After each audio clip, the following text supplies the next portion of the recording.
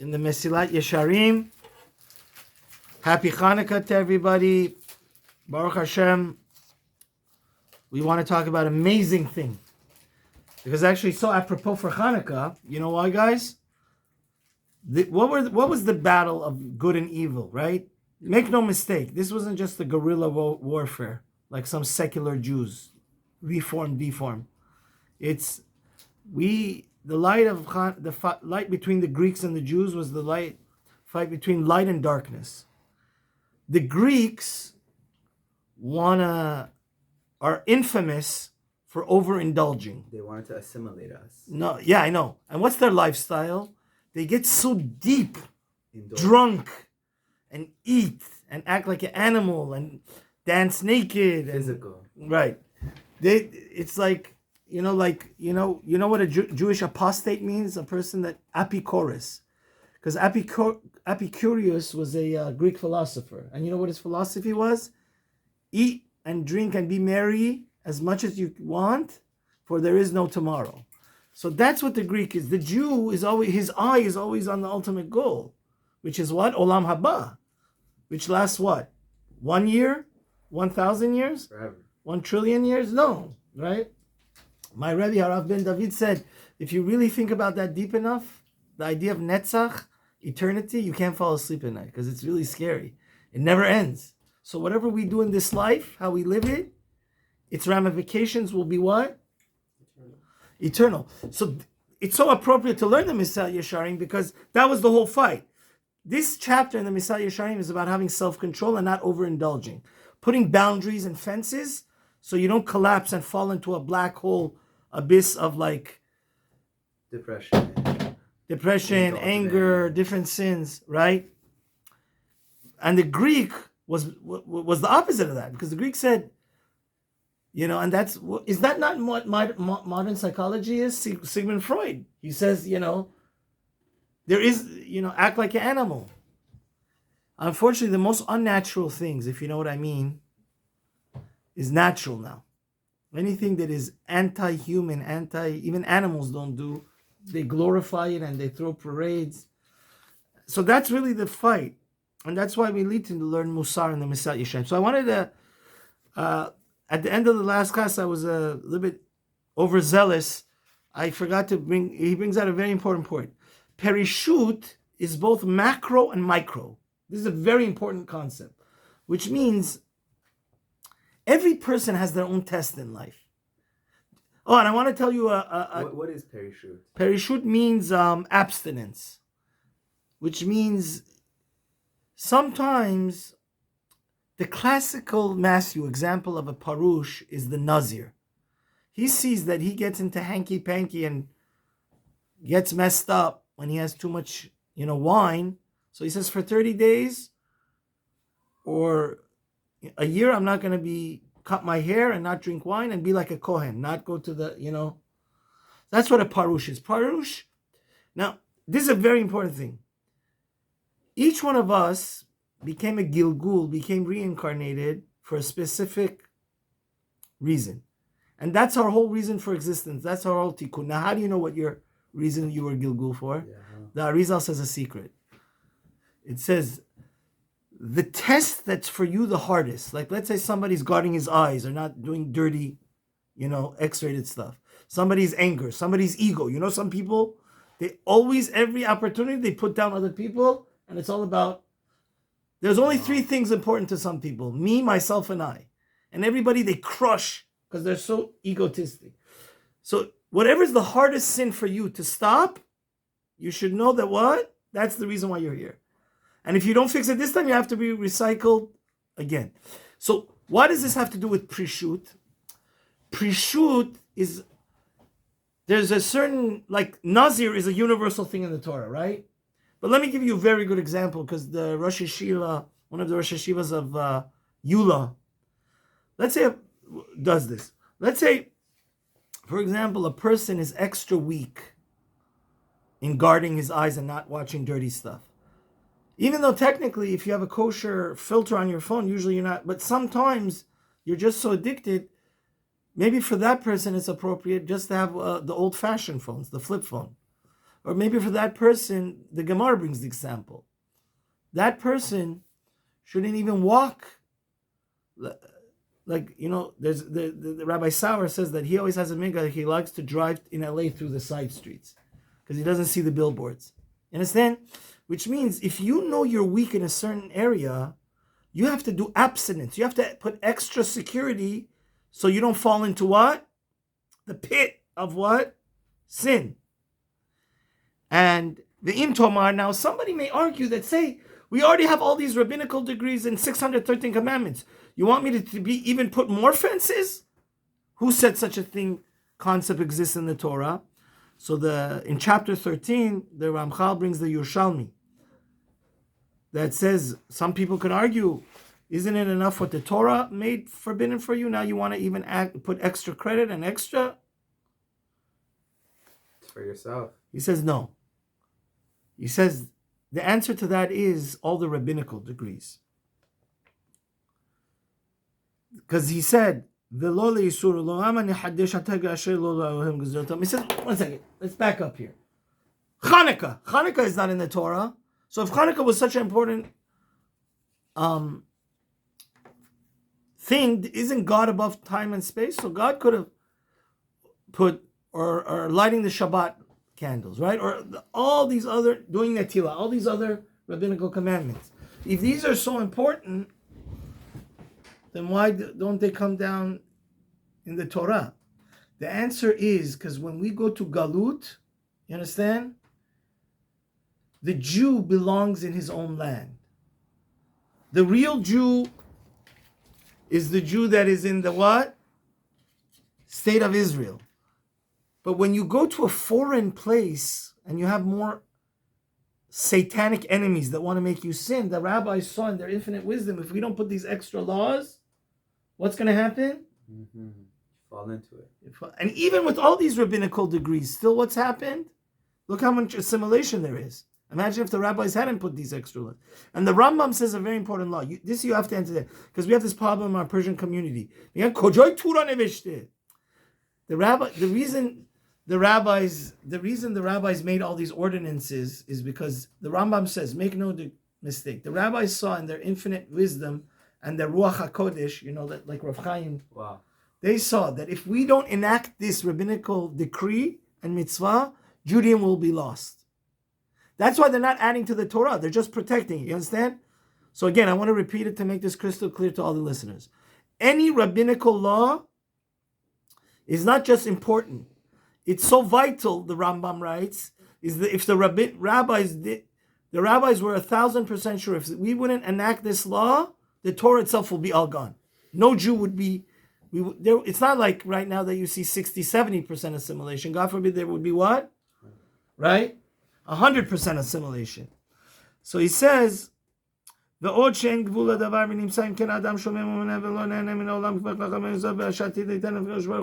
says, first of all, Judaism is not about purely like these monks, Elliot, right? We Jews, the Ramchal wants to put this chapter in perspective, right? So we Jews say, don't overindulge, right? Sometimes in the Kenny side, it makes me cry, and all rabbis have these problems. Certain people comment when we give sushi or food or thing, they eat enough much as 10 people, right? And then they throw away all the food. Perishut don't do that, right? Eat as much as is healthy and don't overindulge. But do you know there's a Gemara in Kiddushin in the Yerushalmi that says, in the end of Kiddushin, it says, if God has created everything for us to enjoy, but not overindulge. So the Gemara says... So how do you have that fine line? Yeah, so that's the whole chapter is about. Shatid adam liten din lifnei hamakom al kol ma sherau enav velo ratzah lechol mimenu af al pi shehem mutar velo yichol. It says you're going to actually get punished for every delicacy that God created, like let's say passion fruit. Or, all these good fruits that me and Elliot like, right? If God created it, I'm sorry, are the goyim that belong in the gutter, thank God? Do they say bracha on everything? Right? Who's going to be the person that's ultimately going to enjoy it? The person who says a bracha on it. Exactly. So actually God is going to say, I created this for you, and you didn't taste it? I'm going to punish you. Wow. So, you understand? That's also an important thing to know. We, Judaism, are not like those Catholic bishops that don't get married and don't want to enjoy a sexual relationship with a woman and then instead go molest children and the nuns go molest the women, right? We do believe that we have to enjoy the world. And the end of the Mesilat Yesherim is this very high, the highest echelon, the highest place where you get to the cloud, where you get to godliness, is that you even make the mundane holy. But right now, we're going from grade 1 to graduate school, right? Right now, at this rung of the ladder, you have to understand that, so exactly, the Ramchal wants to answer your question. What is it? How do we draw the fine line to know if we're overindulging? And so he says like this. He says, Perishut vaday sarich umochrach ve'ziro. He says, make no mistake. Abstinence, putting the brakes on overindulging, is very necessary. And it's always, the rabbis are always warning us about it. Why? Actually, I learned something amazing from my wife about this. So, how do we know do you know what the definition of holy is? Abstinence. Kedoshim to you, perishim to you. Guys, every time we light the menorah, we say, Asher kiddishanu v'mitzvotav etzivanu. The goal of every mitzvah is to make you holy. Another synonym of holiness is what? Abstinence. To be separate, right? So, and actually my wife said she was giving a whole class on tefillah. What's the first blessing we make after we thank God and say the God of Abraham, Isaac, and Yaakov? We say, Ata kadosh v'shimcha kadosh.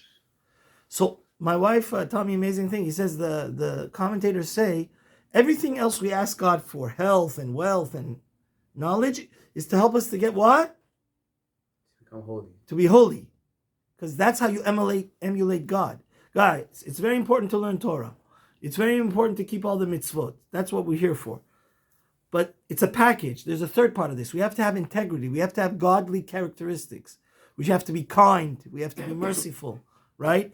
If not, the Arizal says it's like what? A pig wrapping tefillin. Right? If you don't have if you're not a fair person, right? If you always try to cheat people or steal or lie, you're unfaithful, you're not a loyal person, we have a mandate to be holy. The rabbis translate holiness as abstinence, at this chapter in the Mesilat Yesherim. And it says, it depends on your situation. If you have a certain weakness of overeating, then for you it's holy to be sometimes fast. Right? And that's why we learn from the Nazir. It says, Od amru Sadiq ochel iswa nafsho. It also says, guys, a Sadiq eats for not for him to be, if he's hungry, that's how much a Sadiq eats to become satiated. But the stomach of the evil people pops. They eat 10 times more because guys, again, I'll tell you an amazing thing from the Rav of Brisk. Wow. Do you eat to make a bracha or make a bracha to eat? The holy Jew, why does he eat?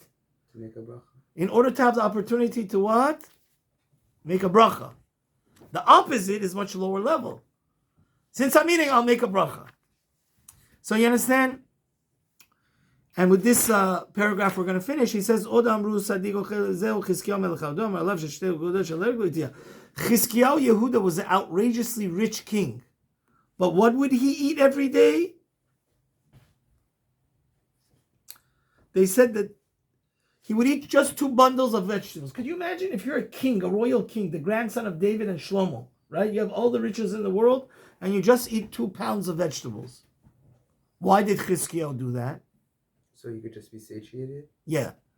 Because actually, I have a friend, me and Elliot have a mutual friend, he's a nuclear scientist. One time he told me something, I became very embarrassed. And he had a good point. He said rabbis that are fat are not real rabbis. Why are they not healthy? And I didn't know what to answer him. It's a true thing. Because we have a mandate to watch our health. Why are we eating? So we'll have enough energy to serve God. So why would you eat anything that's harmful to you? You understand? Yeah. And then Chizkiyahu Melech Yehuda would only have. He says people will make fun of Chizkiah. You know, Chizkiah was supposed to be Mashiach, by the way. You know that? What happened? He made a mistake. God made a big miracle for him. He didn't say Az Yashir Moshe. He didn't make a whole, like his great grandfather David. He didn't give praises, sing praises to God. Right? The whole idea of Hanukkah is to what? Acknowledge God's miracles. Every time you breathe, you should be thanking God. You know why? That's a miracle. So, but Chizkiyahu, it says the person that wrote the entire Mishnah, his name was Rabbi Yehuda, Rabbeinu HaKadosh. When he died, he took out his 10 fingers and he said, God, I swear to you, the heavens and earth could be my witness that I didn't have any extra benefit with any one of these what? 10 fingers. Actually, I saw a scary Zohar. The Zohar says the more extra pleasure you have in this world, you get less pleasure in the next world. Wow. Which means anything that's normal to act as a normal human being. But guys, this is not a joke. Do you know? I want to let you know. You know, so what's happening in the Orthodox world, even in the Orthodox world, there's a lot of people, they go to these cruises or Pesach programs, and they spend tens of thousands of dollars. And one of my friends is a dentist. He was saying that, like, they have every delicacy under the sun there. What do you mean? Like Any food you want, anytime you want. kosher for Yeah. kosher. And but Like I'm sorry. You go to they go to what is this? All-inclusive resorts. What's this place off the coast of Mexico? Cabo. Cancun. They go to Cancun or God knows where. Who says what they're doing is holy? The whole goal of coming out of Egypt is to be holy, and then they go back into Egypt. Because again, it's a fine line. You understand? But you know what? You have a soul. And when it doesn't feel good inside, that's the barometer, Matthew, the answer to your question. Your soul is hypersensitive to the size of a hair. You understand? So your soul knows if something's appropriate or not. If something is clean or what? Or no. Dirty. So it says, Amru ad sh'adam yitpalal al divrei Torah. So Eliyahu Hanavi in his yeshiva would teach everybody. He says, before you pray that Torah goes in your head, you should pray that overindulgence, over delicacies shouldn't go in your head. You know why? Because let's say you're addicted to having kebab and sharab, wine every day, or steak. So if that's not available, you're not going to learn Torah that day. You know, you just become too dependent on it. Exactly, that's the word I'm looking for. And then instead of becoming a spiritual being, you become what? Physical. Like, guys, do you know we had a person that was like on the level of a prophet in our time? The Moroccan Jews worship him, Baba Sali, and he did countless miracles. Do you know he would hardly eat anything the whole week? Okay, I'm not saying you should do that, but what I'm trying to say is, like my Rebbe Harav Ben David, he was vegetarian during the week. Shabbat he had meat. Yeah. I hear. Yeah. But what I'm trying to say is, I know people like that. We Jews have one goal, and that's what the whole meaning of Hanukkah is to be what? Holy, right? Do you think a holy person is drowning in physical pleasure, in Rolex watches and having the fanciest thing, you know? That's what Chizkiah would have what? Just salad and some vegetables every day. So he says, before you pray that Torah should go inside of you, you should pray that too much delicacies shouldn't go inside of you, because it's a contradiction, you understand? So he says, it's clear from rabbinical literature that we have to be what? Holy. Abstinence, which means don't get addicted to luxury and, the goodies of this world. Because what should you be addicted to? Torah, learning, doing mitzvos, being kind. So he says then the continuation of this whole chapter is how to balance. Because you do also have to thank God for all the different goodies he gave us. But the trick is not to drown in it. And you have the balance where you could serve God in a perfect way. May God bring light and happiness to all our souls.